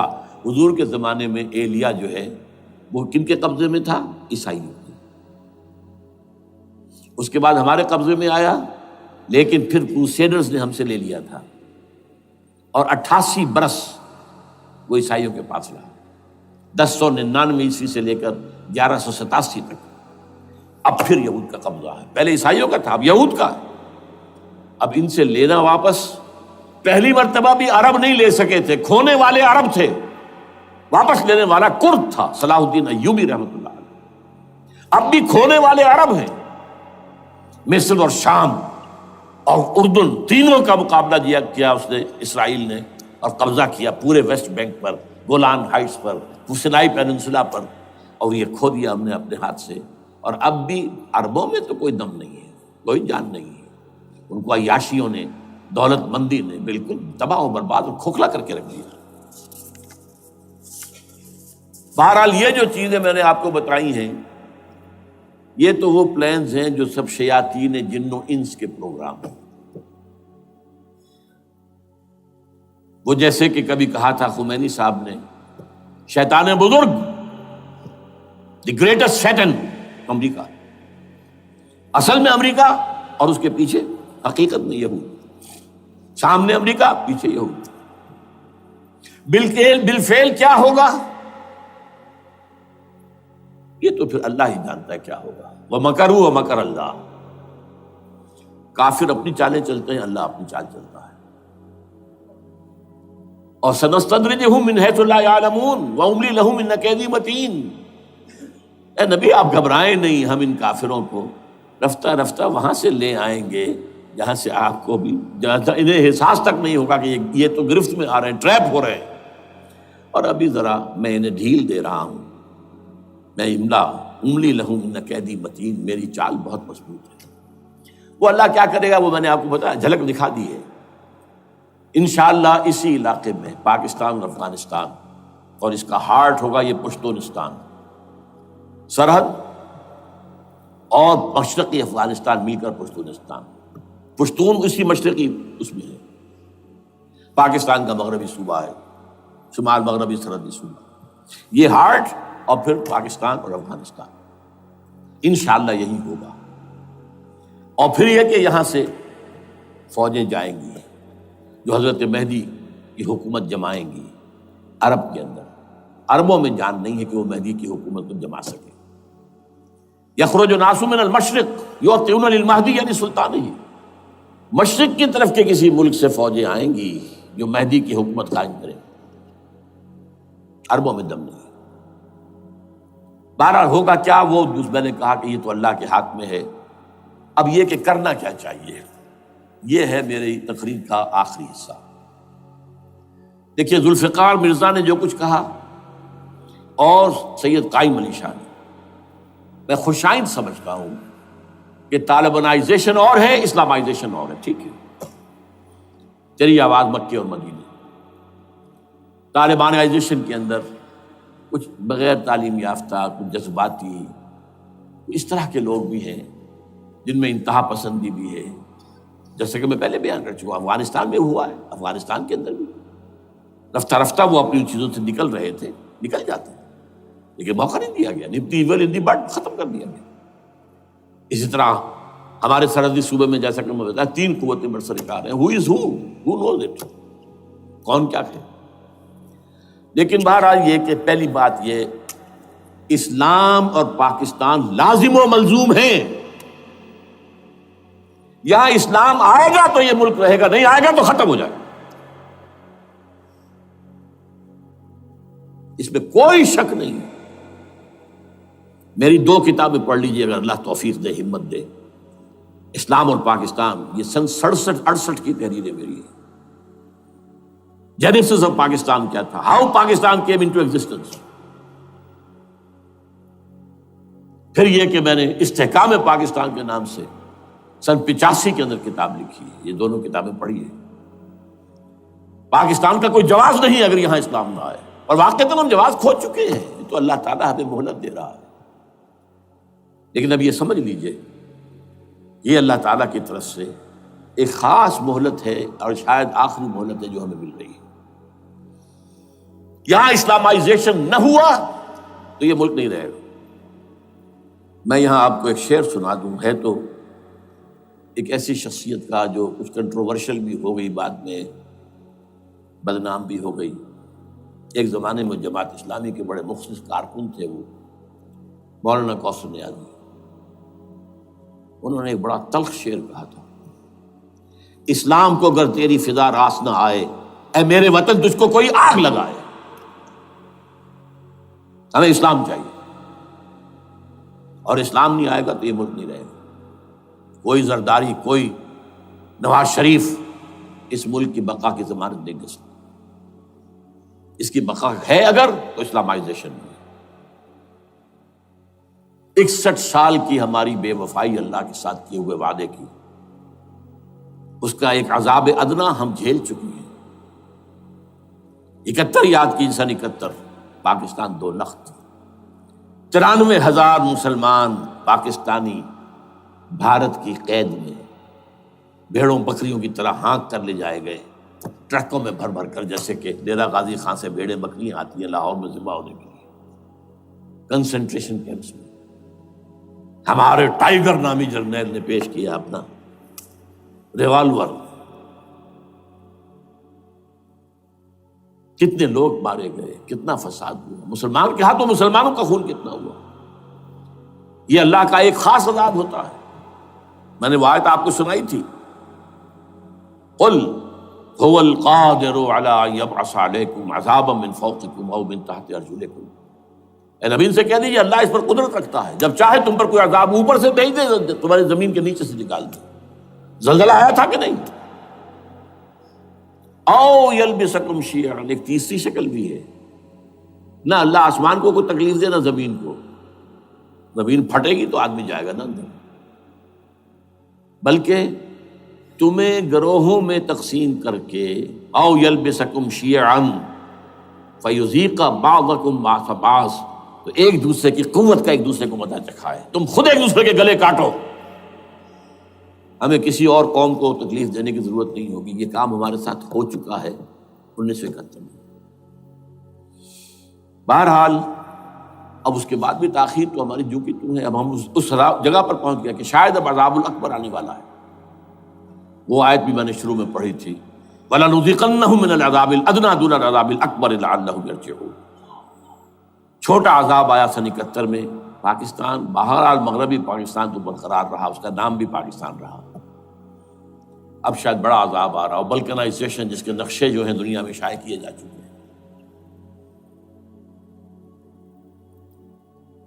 اور اس اسلامائزیشن کے لیے جو میں کہہ رہا ہوں کہ اس کے بغیر یہاں پاکستان نہیں رہے گا، اس کے لیے اس کی جو دستوری، تدریجی، قانونی، پرامن اگر راستہ اختیار نہ کیا گیا تو ملیٹنسی بڑھے گی.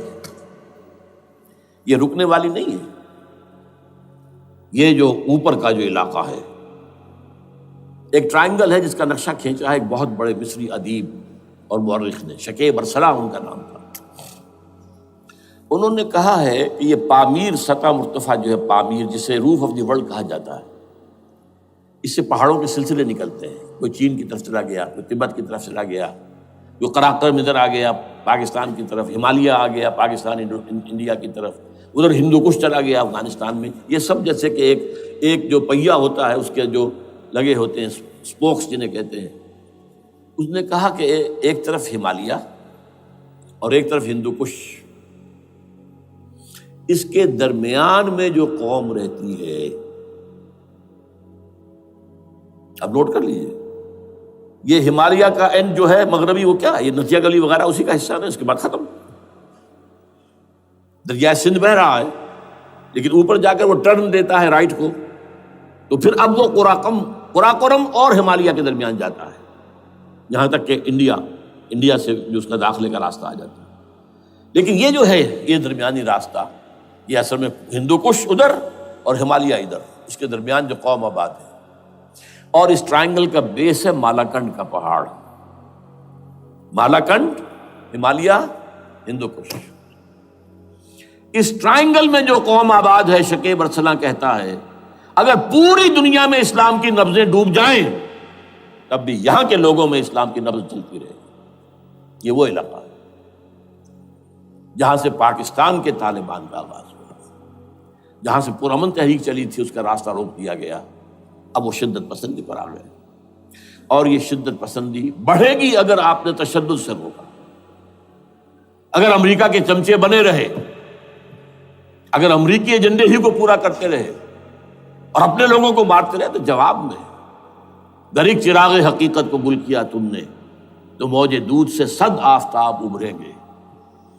یہ اب جو آ رہے ہیں، کہاں سے آ رہے ہیں آپ کے یہ خودکش حملہ آور؟ یہ وہی ان لوگوں کے رشتہ دار ہیں نا جو امریکی بمبارڈمنٹ میں مارے گئے ہیں.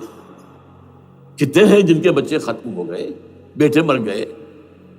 یہ جو ہمارے ہاں ایک کمانڈوز کے کیمپ کے اوپر جو حملہ ہوا تھا اور خودکش بمبار، جس سے کہ شاید 18-19 بہترین آپ کے کمانڈوز ختم ہوئے تھے، وہ کون تھا؟ وہ خود کمانڈو تھا. اندر کوئی اور تو جا ہی نہیں سکتا تھا، یہ کمانڈوز کا کیمپ تھا اور اس کے میس میں لوگ کوئی جا سکے. وہ خود کمانڈو تھا. اس کی بیٹی لال مسجد کے اندر جلی تھی. اب آپ اندازہ کیجئے کہ اس کے دل میں جو کھول رہا تھا اس کا جذبہ، اس نے اس کو ٹھنڈا کیا خود جان دے کر. تو جان لیجیے، ادھر باجوڑ میں حملہ ہوا تھا، ادھر جو ہے ہماری ملٹری پریڈ کے اوپر حملہ ہو گیا. تو یہ بات رکے گی نہیں. اور یہ ظاہر بات ہے کہ اب شمال سے لے کر نیچے تک کی بات ہے. وہاں پر بھی میں نے شروع بھی کہا تھا یہ خطرہ حقیقی ہے، غیر حقیقی نہیں ہے، وہمی اور خیالی نہیں ہے. اس لیے کہ اب جو اس علاقے سے جا رہے ہیں ہجرت کر کے کراچی، وہی ان کی جگہ ہے، وہیں پر ان کے رشتہ دار ہیں، محسود ہیں، وزیری فلاں ہیں، یہ ہیں وہ ہیں، وہاں وہ جا رہے ہیں. اور وہاں پر بھی ظاہر بات ہے کہ جو کچھ ہو رہا ہے افغانستان میں اور جو کچھ ہو رہا ہے شمال سرحدی صوبے میں، اس کا ایک تسلسل ہوگا. میں یہاں یہ عرض کر دوں آپ سے کہ تقریباً 4 سال قبل، بلکہ 4.5 سال، میں انتہائی مایوسی کو پہنچ چکا تھا کہ پاکستان کا وجود باقی نہیں رہے گا. میں نے یہی تقریر کی ہے 29 فروری سن 2004 کو اسی جگہ. پاکستان جواز کھو چکا. یہ اسلام کے نام پر تھا. ویئر از اسلام؟ جو اسلام یہاں وہ تو بھارت میں بھی ہے، وہ تو امریکہ میں بھی ہے.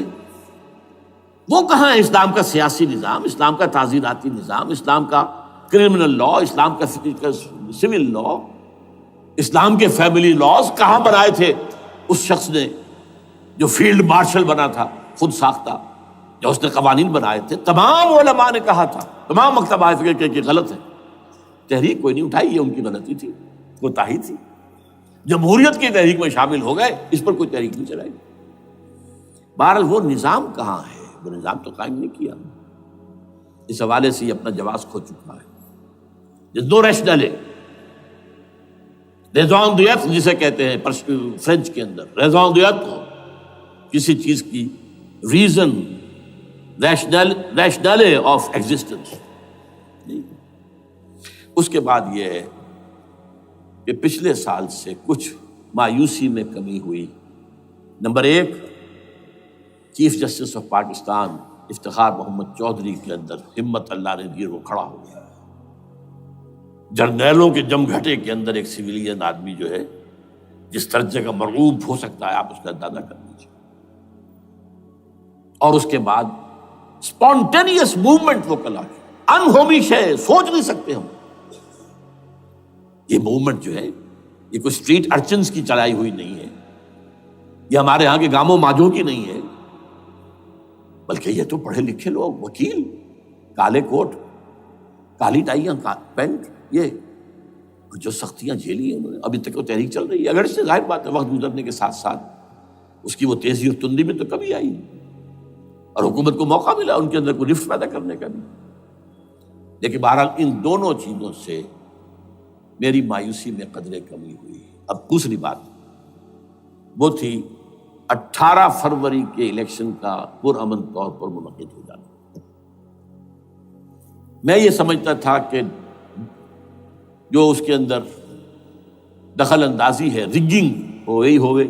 کیسے ممکن ہے پاکستان میں الیکشن ہو اور ریگنگ نہ ہو؟ پھر تحریک چلے ہی چلے، کیونکہ تحریک تو چل رہی ہے پہلے سے، صرف اس کے اوپر تیل اور ڈالنا ہے نا. اور پھر بدامنی ہوئی ہو، اور پھر دونوں طرف گدھ بیٹھے ہوئے ہیں. The NATO forces in the west, Indian forces on the east, they will march into Pakistan. اور پاکستان کے ایٹمی دانت توڑ کر Pakistan will be put at the mercy of India, Bharat. Now do whatever you like. Condoleezza Rice کا میں آپ کو بیان سنا چکا ہوں. پاکستان کے مستقبل کا فیصلہ امریکہ اور بھارت بھی کرتا. بہرحال اب تیسری جو امید ہوئی ہے، یہ کل پرسوں میں جو ہوئی ہے، کولیشن جو ہے یہ ناکام ہوتی نظر آ رہی تھی. لیکن یہ کہ صدر کے مواخذے پر یا صدر کے خلاف جو ایک کارروائی ہو رہی ہے، اللہ کرے کہ وہ پوری ہو جائے، یا اس سے بھی بہتر ہے کہ وہ خود ہی استعفیٰ دے کر دفع ہو جائے. بہرحال یہ کہ اس سے بھی کچھ امید کا پہلو جو ہے پیدا ہوتا ہے. اب یہاں اسلامائزیشن کا پرامن، تدریجی اور اسلام اور دستوری اور قانونی طریقہ کیا ہے؟ وہ طریقہ کیا ہے؟ 1949 اور 50 میں جو عمل شروع ہوا تھا، جو اس کے بعد سے آج تک جو ہے ختم ہو گیا، اس کو اثر دور شروع کیا جائے. دوڑ پیچھے کی طرف اے گردش ایام کی. 49 میں کیا ہوا تھا؟ قرارداد مقاصد. وہ گویا کہ پاکستان میں نظام خلافت کی جڑ تھی جو رکھ دی گئی تھی کہ sovereignty belongs to Allah and whatever authority we have, it's a sacred امانت. یہ تو اصل میں استعمال کی جائے گی یہ قوت کتاب و سنت کے دائرے کے اندر. this is خلافہ. in essence it is خلافہ. خلافت کی بنیاد رکھ دی گئی. اس سے پہلے 48 میں سن 47 کی ایک تقریر کی وجہ سے جو غلط فہمی پیدا ہوئی تھی قائد اعظم کی 11 اگست کی، اس کا انہوں نے کراچی کی ہائی کورٹ بار ایسوسیشن میں جا کے کہہ دیا تھا. کچھ لوگ شرارت کے ساتھ یہ پروپیگنڈا کر رہے ہیں کہ پاکستان میں دستور شریعت پر مبنی نہیں ہوگا، یہ فتنہ ہے، غلط کہہ رہے ہیں. نفی کر دی تھی. اب یہ دوسری بات ہے کہ اندھوں کے اندھے جو ہیں وہ اس 11 اگست کی تقریر کو لیے پھرتے ہیں، اس کے ایک جملے کو، اور یہ اتنی کھلی بات جو کی شریعت کا لفظ. شریعت، پاکستان کا دستور جو سمجھتا ہے کہ شریعت پر نہیں مبنی ہوگا وہ غلط کہتا ہے، وہ شریر ہے، شرارت پیدا کر رہا. یہ قائد اعظم کے الفاظ. بہرحال اس کے بعد ایک عمل کیا ہوا تھا سن 50 میں، یہاں کے سیکولر عناصر نے ایک بڑا شور مچایا، کس کا اسلام لاؤ گے؟ شیعہ کا، سنی کا، دیوبندی کا، بریلوی کا، وہابی کا، کس کا اسلام؟ اللہ تعالیٰ غریق رحمت کرے ان بزرگوں کو. پاکستان کے تمام مذہبی مکاتب فکر کی ٹاپ کی قیادت جمع ہو گئی کراچی میں. شیعہ بھی، اہل حدیث بھی، بریلوی بھی، دیوبندی بھی. 31 علماء، جماعت اسلامی بھی، مولانا مودودی بھی اس میں تھے. انہوں نے 22 پرنسپلز ایگریڈ اپون، دستور بنانے کے لیے 22 پرنسپلز ہیں، حاضر بناؤ دستور. اب کوئی دلیل نہیں رہی، کوئی عذر نہیں رہا، تمام مکاتب فکر کے لوگ جمع. بعد میں ہوا کیا ہے، اس میں کس کا کتنا رول ہے، یہ بڑی درد بھری داستان ہے، میں اس وجہ کو چھیڑنا نہیں چاہتا. حاصل کیا ہے، وہاں سے ہمارا پروسیس ڈیریل ہوا، کچھ اپنوں کے کیے، کچھ بیرونی دباؤ کے تحت. قرارداد مقاصد کی سزا دی گئی لیاقت علی خان کو، تم نے پاس کرائی ہے. اسے ایسے قتل کیا گیا کہ سراغ تک نہیں ملا کہ کس نے قتل کیا. یہ ایسے تو نہیں ہوتا، اس میں پیچھے بڑے بڑے کریکٹرز، بڑے بڑے کردار. اب اس کے بعد وہ عمل کیسے شروع ہو؟ ضیاء الحق نے جو ایک ادارہ قائم کیا تھا فیڈرل شریعت کورٹ، اصولی اعتبار سے بہترین قدم تھا. وہ کیا تھا؟ یہ شریعت کورٹ ہے، اس میں کوئی شخص لائے پیٹیشن کہ پاکستان کا فلاں قانون جو ہے میں ثابت کرتا ہوں کتاب و سنت کے منافی ہے، یا کورٹ سو موٹے لے لے کسی بھی معاملے کو، ایگزسٹنگ جو قوانین ہیں ان کا جائزہ لے کہ اس میں یہ پورا قانون یا اس کی یہ شق جو ہے یہ خلاف شریعت ہے، اس پر آرگومنٹ ہو، دونوں طرف کے دلائل ہوں، علماء بھی آئیں، وکلاء بھی آئیں، بحث کریں. شریعت کورٹ کا تو میدان ہوتا کھلا. بالآخر اگر کورٹ فیصلہ دے دے کہ ہاں یہ ایگزسٹنگ قانون یا جو قانون قابل زیر غور ہے بننے جا رہا ہے یہ خلاف شریعت ہے یا جزون شریعت کے خلاف ہے، تو وہ اسے کینسل کر دے گا اور کہہ دے گی کورٹ کہ اگر یہ مرکزی معاملہ ہے تو مرکزی حکومت، صوبائی معاملہ تو صوبائی حکومت اتنی مدت میں 3 4 6 مہینے کے اندر اندر اس کی آلٹرنیٹ لیجسلیشن کر لے، جیسے ہی مہلت ختم ہوگی یہ قانون ڈیفنکٹ ہو جائے گا. اصولی اعتبار سے اس سے زیادہ صحیح اسکیم کوئی نہیں سوچ سکتا، آج بھی میں قائل ہوں. لیکن یہ بدبختی تھی اس شخص کی، ضیاء الحق کی، اس کو بالکل غیر مؤثر کر دیا. 2 ہتھکڑیاں پہنا دی، 2 بیڑیاں پہنا دی. کانسٹیٹیوشن آف پاکستان آپ کے دائرۂ کار سے خارج ہے، یہ سیکریٹ کاؤ ہے، ہاتھ نہ لگانا. جو جوڈیشل پروسیجرل لاز ہیں، ضابطۂ دیوانی، ضابطۂ فوجداری، یہ بھی تمہارے دائرے سے خارج ہے. مالی معاملات 10 سال تک خارج، اور فیملی لاز مستقل خارج. انا للہ و انا الیہ راجعون. اب کرنے کا کام کیا ہے؟ نمبر 1، فیڈرل شریعت کورٹ کے دائرے پر جو تحدیدات ہیں، لیمیٹیشن سے ختم کی جائیں یکسر. نمبر 2، اس کا سٹیٹس کم سے کم ہائی کورٹ کے درجے کا ہونا چاہیے. نمبر 3، اس میں جید علماء کو لا کر بٹھایا جائے، ان کی میجورٹی ہونی چاہیے. وکلاء بھی ہوں، جدید تعلیم کے، جدید قانون کے جاننے والے، لیکن علماء بھی ہوں. اگر آپ جید علماء کو لے آئیں گے تو پھر وہ جو عام مولوی ہے بیچارہ، وہ جو پوری طرح نیم خواندہ ہے یا نیم تعلیم یافتہ ہے، یا ہمارا عام آدمی ہے جو طالبان کے انداز کے اندر وہ شدت پسندی پر آ گیا ہے، اسے یہ اندازہ نہیں ہے کہ دین میں اہمیت کس شے کی اول ہے، پھر دوسری کون سی، ثانوی شے کون سی ہے. اب اس کے بجائے علماء، جدید علماء، تمام جو ہے مسالک کے علماء اس میں شامل کیے جائیں. اس کے فیصلوں پر نظر ثانی کا کھلا موقع ہونا چاہیے. ایک دفعہ عدالت فیصلہ کر دے، نظر ثانی کا موقع ہونا چاہیے. اور کسی شہری کی طرف سے پیٹیشن آئے یا سو موٹو، وہ جائزہ لے اور ایک ایک کر کے قوانین جو ہے غلط ختم. ان کی جگہ پر لیجسلیشن پارلیمنٹ ہی کرے گی یا صوبائی اسمبلی کرے گی. کورٹ کا کام لیجسلیشن نہیں ہے. وہ یہ کہہ سکتا ہے کہ یہ بھائی یہ معاملہ جو ہے شریعت سے تجاوز کر گیا ہے، یا فلاں جو قانون تم بنانے چلے اس کی یہ شق جو ہے شریعت کے خلاف ہے، بس فیصلہ یہ دے گی. ظاہر بات ہے لیجسلیشن اس کا کام نہیں، لیجسلیشن جو کرے گی آپ کی نیشنل اسمبلی کرے گی، آپ کی صوبائی اسمبلی کرے گی. لیکن وہ اس کا متبادل قانون لے آئیں اور پہلا قانون ختم ہو جائے گا. اچھا، اس عرصے کے دوران جو کونسل آف اسلامک آئیڈیالوجی پر ارب روپیہ خرچ ہوا ہے، اس کی رپورٹوں کے انبار لگ گئے ہیں، کسی ایک سفارش کو بھی آج تک پارلیمنٹ میں پیش نہیں کیا گیا. اور اس میں جید علماء رہے ہیں اور تمام مکاتب فکر کے علماء رہے ہیں. ان کی رپورٹوں کو رفتہ رفتہ پارلیمنٹ کے سامنے لایا جائے اور ان کے ذریعے سے نئی قانون سازی کی جائے۔ اگر آپ یہ قانونی دستوری راستہ کھول دیں گے اور تدریجاً اس طریقے سے Islamization of laws of Pakistan ہو جائے تو ظاہر بات ہے کہ پھر جو دہشت گرد ہیں، دہشت پسند ہیں، جن کو آپ خطرہ کہہ رہے ہیں، خطرہ، طالبان آنند، طالبان آ گئے، طالبان آ رہے ہیں، اب ڈرو اور بچو اور مقابلے کی تیاری کرو اور اسلحہ تیار کرو، اگر یہ کام کریں گے تو پھر ظاہر بات ہے کہ وہ تو فساد ہوگا، اور فساد کا نتیجہ کیا نکلے وہ اللہ ہی بہتر جانتا ہے۔ لیکن یہ پروسیس جو میں نے بیان کیا ہے، اگر اس پر عمل ہو جائے تو یہ وہ پروسیس ہے جسے جنرل حمید گل نے کہا تھا کہ اگر ایسا ہو جائے تو یہ سافٹ ریولوشن ہوگا، بغیر تشدد کے، بغیر کسی اور کے۔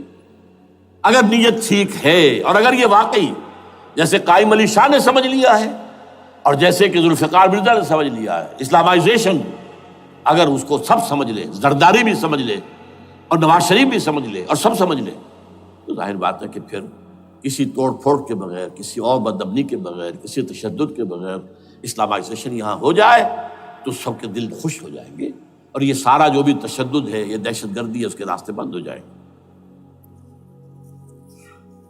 اگر ایسا نہیں کرتے تو غیر تعلیم یافتہ یا نیم تعلیم یافتہ، جن کو کوئی پورا تصور نہیں ہے، نہ دنیا کے حالات کا علم ہے، نہ شریعت کے جو اصل مصادر اور منابع ہیں، اصل سورسز، ان تک رسائی ہے، بس کچھ چیزیں سن رکھی ہیں۔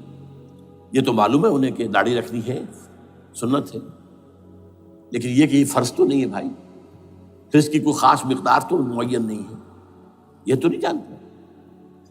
ویڈیوز ہیں، آڈیوز ہیں، ان میں گانے ہیں، اس میں آپ کو معلوم ہے کہ عریانیت ہے، جو بھی ویڈیوز ہیں، اور وہ تو ان کو جلائیں گے ان کی دکانوں میں۔ آپ تعلیم دے رہے ہیں لڑکیوں کو، وہ جانتے ہیں جو تعلیم آپ دینا چاہتے ہیں، آپ تو ڈانس کی تعلیم کو بھی وہاں پر نافذ کر رہے ہیں، آپ نے تو تعلیم کا شعبہ ہی دے دیا اسماعیلیوں کے ہاتھ میں، لہذا ان کا تو رد عمل ہوگا، ہوئے۔ اس کا راستہ اگر روکنا ہے تو اس پروسیس سے جو میں نے بیان کر دیا ہے، جس کو میں بیان کر رہا ہوں نہ معلوم کب سے، نواز شریف صاحب، ان کے والد میاں محمد شریف صاحب مرحوم، اور شہباز شریف صاحب اور عباس شریف صاحب چاروں میرے پاس آئے تھے، 2 دفعہ آئے تھے، اور میں نے یہ ترمیمی بل پیش کیا تھا جس کے آئٹم میں نے آپ کو گنوا دیے۔ بہرحال نہیں کیا کچھ انہوں نے، لیکن یہ کہ اگر یہ نہیں کریں گے تو یہ کہ دوسری طرف یہ سمجھ لیجئے اس وقت پاکستان کے دینی مدرسوں میں شدید تحریک چل رہی ہے۔ لال مسجد یہ ایک سمبل بن چکا ہے، یہ ایک علامت ہے، اور یہ ملیٹنسی کی طرف بہت بڑی تعداد میں، خاص طور پر جو طالب علم ہیں عربی مدارس کے، طالبان کی سورس یہی تو ہے نا، یہی تھے جن سے کہ افغانستان میں طالبان ابھرے تھے اور یہیں سے پاکستان کو ابھر رہے ہیں۔ ان کے اندر شدید لہر ہے، اور کوئی بہت بڑا فساد ہو گیا اگر خدا نہ خواستہ تو that will be the end of Pakistan. اس سے بچنا ہے تو وہ راستہ اختیار کریں جو میں نے بیان کر دیا ہے، جو میں سال سے بیان کر رہا ہوں۔ دستور کا ترمیمی بل بنا کر دیا ہے، اسے عام بھی کیا ہے۔ البتہ اس عرصے میں ظاہر بات ہے کہ ہم کیا کریں گے، ہمارا کوئی پروگرام کسی ملیٹنسی کی طرف جانے کا نہیں ہے، ہم اسے مفید نہیں سمجھتے بلکہ مضر سمجھتے، یہ کاؤنٹر پروڈکٹیو ہے۔ ہمارے سامنے پروگرام کیا ہے؟ سے نکاتی پروگرام، بڑے پیمانے پر دعوت ایمان بذریعہ قرآن، نمبر 1۔ میری تمام سرگزشت کھوئے ہوئوں کو جستجو، میری سرگزشت جو ہے 50 سال سے اسی میں ہے، قرآن کا پڑھنا، پڑھانا، سیکھنا، سکھانا، عام کرنا، اور الحمدللہ ایک بڑی ٹیم تیار کر دی ہے میں نے اللہ کے فضل سے، جو یہ کام کر رہی ہے۔ دعوت ایمان بذریعہ قرآن، اور جو ایمان واقعتاً لے آئیں، جس کا ثبوت ہوگا شریعت پر عمل، جس چیز پر عمل کیا جا سکتا اور نہیں کرتے تو آپ مجرم۔ ہاں ظاہر بات ہے اس سے ایک حصہ ایسا ہے جس پر آپ عمل نہیں کر سکتے جب تک کہ نظام نہ بدل جائے۔ چور کا ہاتھ میں نہیں کاٹ سکتا، آپ نہیں کاٹ سکتے، لیکن جتنے پر عمل ممکن ہے اس پر عمل۔ ایسے لوگوں کو آرگنائز کیا جائے، بیعت کا نظام، مسنون نظام، قرآن میں معصور، مسنون، منصوص، یہ سارا نظام اس کی بنیاد، ایک آدمی کا وہ آدمی کہے کہ بڑھو تو بڑھو، وہ کہے کہ رک جاؤ تو رک جاؤ۔ نمبر 3، ان لوگوں کا تزکیہ، اور میں بتا چکا ہوں تزکیہ اور تربیت۔ تزکیہ کس بات کی؟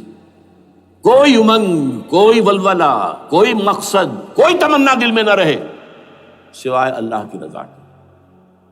حکومت مطلوب نہ ہو، اقتدار مطلوب نہ ہو، مال و دولت مطلوب نہ ہو، اللہ کی رضا اور آخرت کی فلاح۔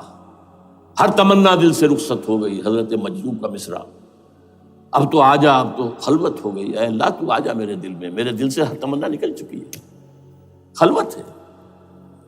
اور تربیت کس کی؟ کہ تیاری ہو جائے اس بات کی کہ تن من دھن سب لگا دیں گے، جان بھی دے دیں گے جب موقع آئے۔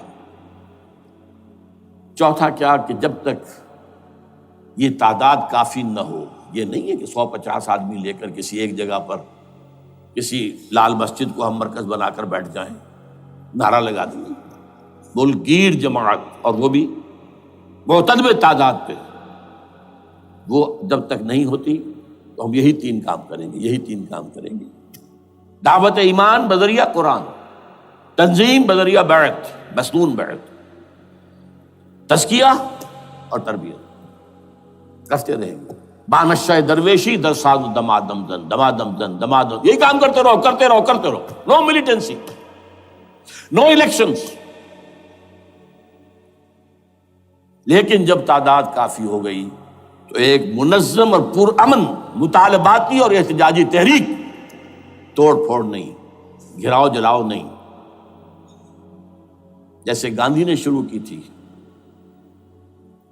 نمک بناؤ تحریک، سول ڈس اوبیڈینس، لیکن کسی نے کوئی توڑ پھوڑ نہیں کی تھی۔ اپنے سر ان کے پھوٹے ہیں، بڑے سے بڑے لیڈروں کے، مولانا ابوالکلام آزاد اور پنڈت جواہر لال نہرو کے سر پھٹے ہیں، ہزارہ لوگ جیلوں میں گئے ہیں، انہوں نے کسی کو کچھ نہیں کہا۔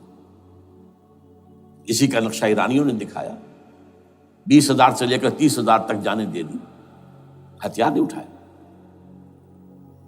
اس لیے کہ ہتھیار بھی استعمال کرو گے تو اوپر جو حکومتیں ہیں ان کے پاس تو بے تحاشا فوج ہے، ان کے پاس ٹینک ہے، ان کے پاس ہوائی جہاز ہیں، ہیلی کاپٹرز ہیں، گن سے بھرے ہیلی کاپٹرز ہیں، کیا کیا نہیں ہے۔ پرامن منظم مطالباتی اور احتجاجی تحریک۔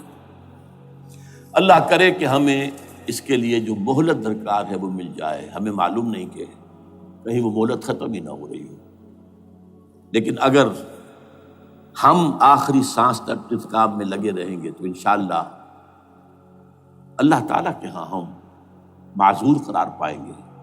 اللہ تعالیٰ جو ہے ہمیں درگزر ہم سے فرمائے گا کہ جو کچھ میں کر سکتا تھا اللہ میں کرتا رہا، آخری دم تک کرتا رہا۔ اگر یہ ہے تو اپنی تو کامیابی ہے، باقی کیا ہوتا ہے ملک کا میں کچھ نہیں کہہ سکتا، اللہ بہتر جانے۔ اقول قولی ھذا واستغفر اللہ لی ولکم ولسائر المسلمین والمسلمات۔